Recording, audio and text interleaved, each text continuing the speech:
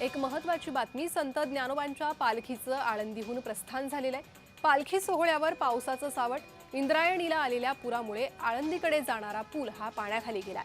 भाविकांनी आळंदीत येऊ नये, प्रशासनाकडून हे आवाहन करण्यात आलंय।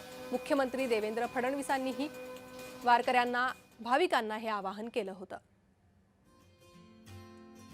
दरम्यान पालखी प्रस्थान होतानाची ही काही दृश्य समोर आलेली आहे। टाळ मृदुंगाचा गजर, फुगडीचा फेर, अशा प्रकारे पालखीचं प्रस्थान झालंय।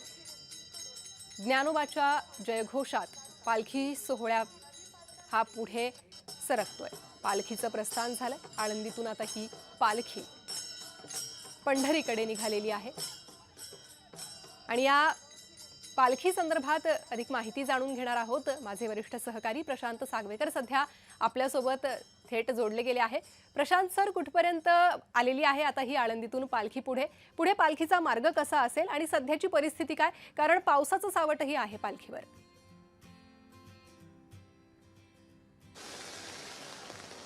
जगद्गुरू संतश्रेष्ठ श्री तुकाराम महाराजांची पालखी आज इनामदार वाड्यामधून आकुर्डीकडे मार्गस्थ झालेली आहे। खूप उत्साह होता वारकऱ्यांमध्ये, मात्र पाऊस थांबण्याचं नाव घेत नाहीये। सकाळपासूनच पावसाची संततधार देहू आणि देहूच्या परिसरामध्ये सुरू आहे। आता मी ज्या ठिकाणी आहे ही इंद्रायणी नदी आहे आणि इंद्रायणी नदीच्या पुलावरती मी आत्ता आहे। माझ्या पाठीमागे तुम्ही पाहताय इंद्रायणीचं पाणी किती वेगानं वाहत आहे आणि पाणी भरलंय।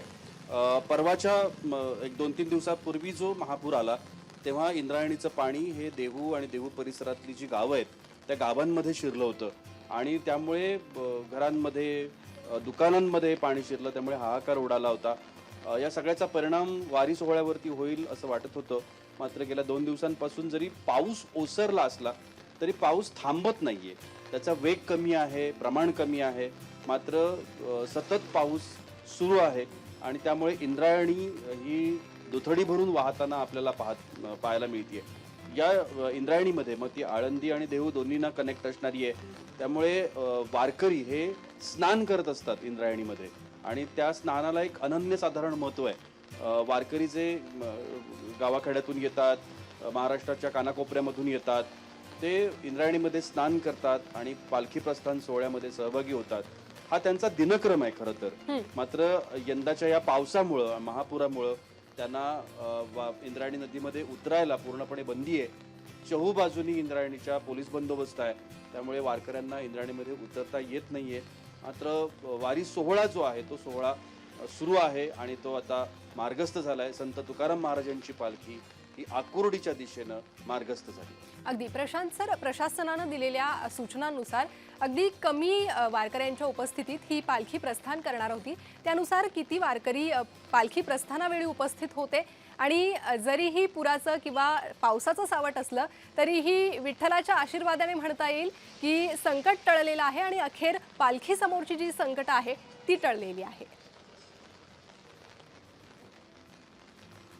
नक्कीच संकट असं म्हणता येणार नाही, मात्र आता नैसर्गिक आपत्ती आहे, त्यामुळे नियम मोडता येत नाहीयेत, अटी मोडता येत नाहीयेत। मग त्या महाराष्ट्र शासनाच्या असतील किंवा मंदिर प्रशासनानं सुद्धा वारकऱ्यांसाठी काही अटी घालून दिलेल्या आहेत, त्या अटींचं पालन होत आहे आणि त्या पद्धतीनं हे जे काही नियम, संस्कार, परंपरा जी दरवर्षी जोपासली जाते ती जोपासली जाते, त्याच्यात कुठेही कमी नाहीये। मी आता मंदिर प्रशासनाचे जे 16 प्रमुख आहेत त्यांच्याशी पण बोललो, त्यांनी सुद्धा हेच सांगितलं की वारकऱ्यांचा उत्साह दांडगा आहे तो तसाच आहे, त्याच्यात कुठेही कमी झालेला नाहीये म्हणा किंवा तो उत्साह ओसरलाय असं सुद्धा आपल्याला म्हणता येत नाही।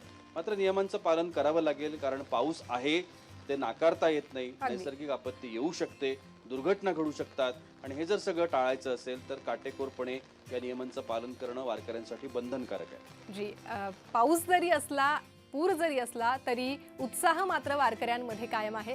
प्रशांत सर, तुमच्याकडून या संदर्भातील अधिक माहिती आणि या उत्साहाची सर्व दृश्य वेळोवेळी घेत राहणार आहोत। तुर्तास धन्यवाद या सविस्तर माहितीसाठी।